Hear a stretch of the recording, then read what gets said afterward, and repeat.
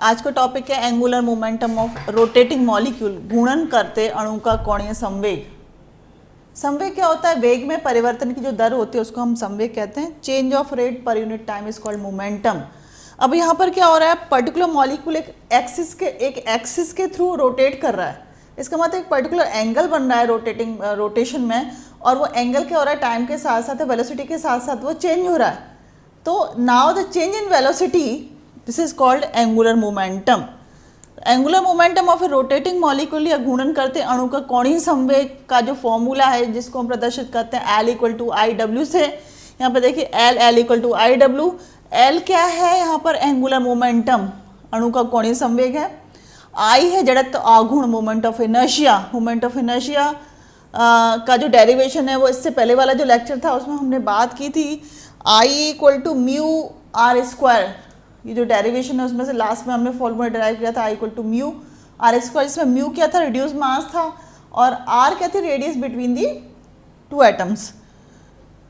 So the angular momentum या कोणीय संवेग का जो फॉर्मूला हो गया L equal to I W. I है जड़त्व आघूर्ण और moment of inertia, and W is the angular velocity, जिसको हम बोलते हैं कोणीय वेग। इससे पहले हम बात कर चुके थे कि जहाँ भी कोई भी चेंज हो रहा है उसमें पर्टिकुलर लेवल होते हैं, and these levels are quantized, मतलब पर्टिकुलर लेवल की एनर्जी होती है। इस तरह से हम बात करते हैं कोणीय संवेग के बारे में, तो अणुओं के कोणीय संवेग भी क्वांटीकृत होते हैं। Means angular velocity is also quantized, and the formula for this is given by L equal to root J plus 1h upon 2π। दोबारा सुने, जिस तरह से एनर्जी लेवल बाकी vibrational, rotational and electronic energy level quantized होते हैं, similarly जो कोणीय संवेग है, एंगुलर वेलोसिटी है, उसके एनर्जी लेवल भी क्वांटाइज्ड होते हैं, and these are given by the formula L equal to root J plus 1h upon 2π। यहाँ पर J क्या है? रोटेशनल क्वांटम नंबर, जिसको घूर्णन क्वांटम संख्या कहते हैं, एंड इसकी वैल्यू स्टार्ट होते हैं 0 से 1 2 3 होल नंबर 1 2 3 4 5 एटसेट्रा। एक घूर्णन करते अणु का क्वांटीकृत ऊर्जा स्तर या quantized energy level of A rotating molecule is given by the formula. हम उसको निम्न समीकरण द्वारा प्रदर्शित करते हैं। एक घूर्णन करते अणु का क्वांटीकृत ऊर्जा स्तर निम्न समीकरण द्वारा प्रदर्शित किया जाता है। E rotation equal to half I W square. Again यहाँ पर I क्या है? I is the moment of inertia, जिसको जड़त्व आघूर्ण कह रहे हैं, and W is the angular velocity, जिसको बोलेंगे अपन कोणीय वेग। अब ये जो इक्वेशन 1 है, जिसमें हम एनर्जी को रिप्रेजेंट करें हाफ आई डब्ल्यू स्क्वायर, इसको हम मल्टीप्लाई और डिवाइड दोनों करेंगे I के द्वारा। मल्टीप्लाइड और डिवाइड करने के बाद हमारी जो इक्वेशन आएगी, it is E rotation equal to I W square upon 2I। एक I इधर आ गया। अब देखो I कैसे करेंगे, तो एक I इधर आ जाएगा, एक I नीचे आ जाएगा, तो I और I क्या हो गया? 2I हो गया, 2I हो गया, और यहाँ पर I स्क्वायर हो गया, तो हम इसको लिख सकते हैं ब्रैकेट के अंदर आई W square upon 2I। Now I W क्या होता है? L होता है, L कोणीय संवेग। तो हम इसको आई डब्ल्यू की जगह क्या लिख सकते हैं यहाँ पे? L, तो ये हो गया L स्क्वायर अपॉन 2I। ये हो गई इक्वेशन नंबर 2। ये कौन सी हुई? Equation number 2। But L equal to क्या होता है? L equal to root J plus 1। क्या होता है? L equal to root J plus 1 h upon 2π। अब हम क्या करेंगे, यहाँ पर जो है L का मान रखेंगे समीकरण नंबर 2 में, जो समीकरण नंबर 3 से L का मान लेंगे, और जो इक्वेशन हो जाएगी, क्योंकि वही L स्क्वायर है, ये स्क्वायर रूट जो है वो हट जाएगा ना। Equation will be E rotation equal to J plus 1 h upon 2π का होल स्क्वायर अपॉन 2I।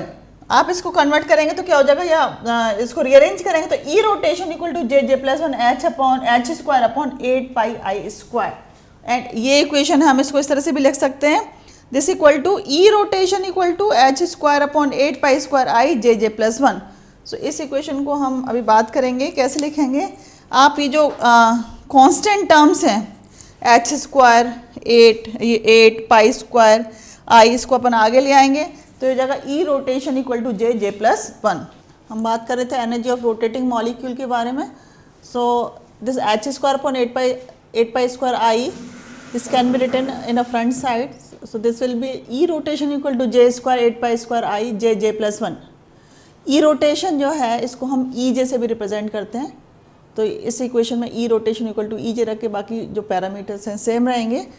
अब आप देखिए जो एनर्जी होती है, एनर्जी को हम रिप्रेजेंट करते हैं जूल्स में।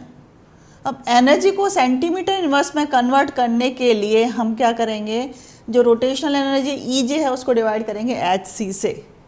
एच सी से डिवाइड करने के बाद इक्वेशन हो जाएगी H upon 8π² I C. H क्योंकि यहाँ क्या था, एच स्क्वायर अपॉन 8π² आई, एक एच से एक एच कैंसिल हो गया। So now this equation will be E J equal to H upon 8π² I C J J plus 1। यहाँ पर ये सारी चीज़ें कॉन्स्टेंट है, H 8 I and C 8π² I सी। इसको हम कन्वर्ट करते हैं बी में। B is a Bohr magneton, B is a constant. So now this equation number 7 है, उसको हम इस तरह से लिख सकते हैं E J bar equal to B J J plus 1।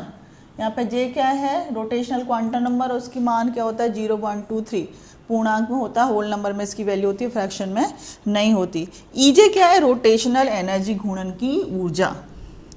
अतः घूर्णित द्विपरमाणु अणु के लिए, रोटेटिंग डायटोमिक मॉलिक्यूल के लिए हम एनर्जी कैसे दे सकते हैं, formula of energy E J bar equal to B J J plus 1 centimetre inverse.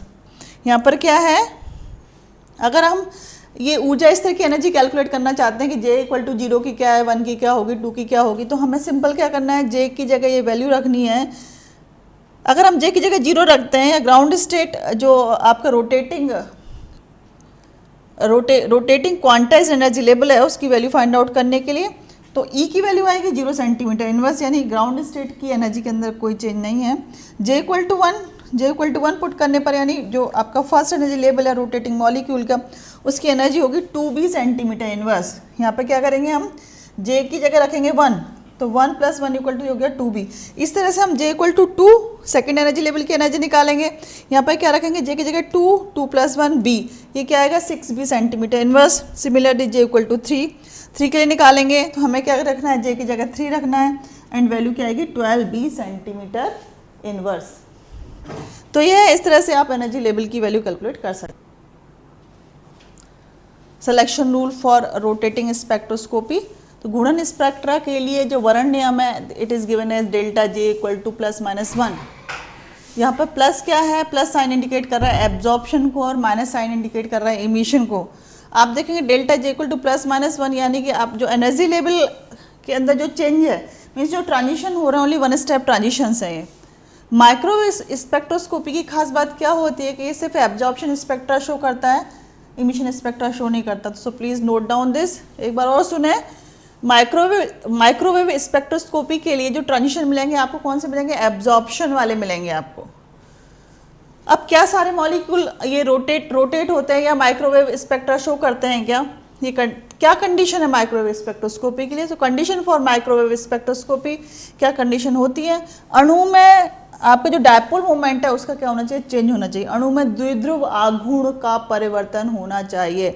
अब द्विध्रुव आघूर्ण क्या होता है, कैसे पता लगेगा कि मॉलिक्यूल, कौन से मॉलिक्यूल में डायपोल मोमेंट होगा, कौन से मॉलिक्यूल में नहीं। अगर मॉलिक्यूल दो अलग अलग एटम से मिलकर बना है, जैसे हम एग्जाम्पल ले रहे हैं HCl का, आप ये देखेंगे HCl के अंदर जो बॉन्ड पेयर ऑफ इलेक्ट्रॉन्स हैं, H ने एक इलेक्ट्रॉन दिया, Cl ने दिया, शेयरिंग हो गई, एक बॉन्ड बना। एंड ये जो इलेक्ट्रॉन्स हैं, हम ये एक्सपेक्ट कर रहे हैं, हमने ये लिखा है कि बीच में, लेकिन ऐसा नहीं है। इसमें क्लोरीन की इलेक्ट्रोनेगेटिविटी ज़्यादा है। इलेक्ट्रोनेगेटिविटी का मतलब इलेक्ट्रॉन को खींचने की पावर इस Cl के अंदर ज़्यादा, मीन्स ये ज़्यादा पावरफुल है, तो क्या करेगा, ये इलेक्ट्रॉन को अपनी तरफ खींच लेगा और इसके ऊपर आ जाएगा पार्शियल नेगेटिव चार्ज। और इलेक्ट्रॉन कहाँ से गए, हाइड्रोजन से गए। हाइड्रोजन क्या है, इसकी इलेक्ट्रोनेगेटिविटी जो है Cl के कंपेरिजन में काफ़ी कम है, तो यहाँ पर आ जाएगा पार्शियल पॉजिटिव चार्ज। तो आप ये देख सकते हैं, इस तरह से जो चार्ज का सेपरेशन जिस कंपाउंड के अंदर है, वो जो पर्टिकुलर मॉलिक्यूल क्या शो करेगा, डायपोल मोमेंट शो करेगा। And such type of molecules give microwave spectroscopy. लेकिन अगर होमोएटॉमिक मॉलिक्यूल है, जैसे कि H2 है, N2 है, Cl2 है, आप देख सकते हैं H2 N2 Cl2, इसके अंदर क्या है, हाइड्रोजन, नाइट्रोजन एंड Cl2 में अलग अलग मॉलिक्यूल के बारे में बात करते हैं। होमोएटॉमिक है, होमोएटॉमिक मीन्स एक ही एटम के बने हुए हैं। इसका मतलब bond pair of electron centre में होगा, किसी भी तरह का कोई डायपोल का क्रिएशन नहीं होगा। तो इस तरह के मॉलिक्यूल होते हैं माइक्रोवेव इनएक्टिव। तो मॉलिक्यूल कौन से माइक्रोवेव एक्टिव होंगे, जिसके अंदर डायपोल मोमेंट का चेंज होगा, द्विध्रुव आघूर्ण परिवर्तित होगा। उसका एग्जाम्पल हेटेरोएटॉमिक मॉलिक्यूल, जिसमें दो मॉलिक्यूल्स के बीच में इलेक्ट्रोनेगेटिविटी का डिफरेंस है। तो ये हो गई कंडीशन फॉर माइक्रोवेव स्पेक्ट्रोस्कोपी, अणु में द्विध्रुव आघूर्ण किस तरह से परिवर्तित होता है। नेक्स्ट हम बात करते हैं कि माना कि जो हम ट्रांजिशन के बारे में बात करते हैं, स्पेक्ट्रा कैसे बनता है, तो सपोज हम मानते हैं कि कोई ट्रांजिशन हो रहा है J से J+1, J से J+1 में हो रहा है, तो उसकी घूर्णन आवृत्ति को हम कैसे कैलकुलेट कर सकते हैं। Rotating frequency can be calculated by formula, वो न्यू बार J से J+1 हो रहा है ट्रांजिशन, आपको क्या करना है, BJ J+1 वाला जो फॉर्मूला था उसमें J की जगह क्या रखेंगे आप, J+1 रखेंगे, और अगेन J+1 प्लस J+1 मिलके क्या हो जाएगा J+2, तो इस जगह B J+1 J+2 and this is the minus BJ J+1। आप इस इक्वेशन को देखेंगे तो this will be convert into B J square plus 3J, it is J square plus 3J plus 2 minus J square. So in this case you get B equal to 2J, J square से J square cancel हो जाएगा, and this is the -1 equal to -1 and you get this J square equal to J into J and finally you get B equal to 2J plus 2। सो जो frequency है, frequency हम उसको किस फॉर्मूले से दे सकते हैं, यहाँ पर 2 कॉमन ले लेंगे हम, 2 कॉमन लेने के बाद क्या जाएगा 2BJ+1 सेंटीमीटर इनवर्स। सो अगर हम इसी प्रकार हम J, यहाँ तो हमने कॉमन J से J+1 ट्रांजिशन कैलकुलेट किया था, इसी तरह से हम मानते हैं कि J इक्वल टू 0 से अगर रोटेशन 1 में हो रहा है, उस केस में जो फ्रीक्वेंसी है, फ्रीक्वेंसी चेंज हम कैसे कैलकुलेट करेंगे, जो फ्रीक्वेंसी हम इसमें इस फॉर्मूले में पुट करेंगे J इक्वल टू 1, तो ये आएगी, इसकी वैल्यू आएगी 2B सेंटीमीटर इनवर्स। इसी तरह से J डैश इक्वल टू 1 से 2 में ट्रांजिशन हो रहा है, उस केस में जो आपकी frequency it is 4B centimetre inverse.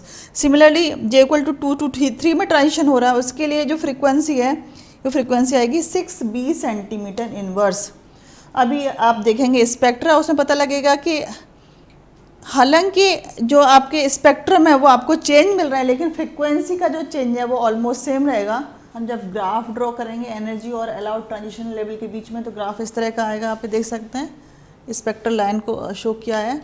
यहाँ पर आप देख सकते हैं कि ये जो पहली लाइन है वो आपको मिलेगी 2B 4B, second line third 6B, fourth 8B and 10B।